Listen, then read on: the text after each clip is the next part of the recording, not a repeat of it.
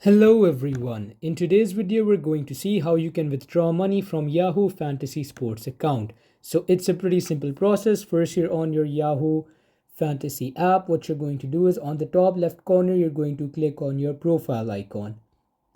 Once you click on your profile icon, you will see the wallet option right here. From here you will click on wallet. Now you'll just let it open. As you can see, it has opened. You'll see your wallet balance right here. You can add funds and you can withdraw funds. In today's video, we're going to see how you can withdraw funds.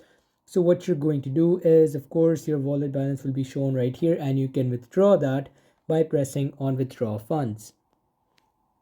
Then just sign in with your account if it's already not signed in on the internet.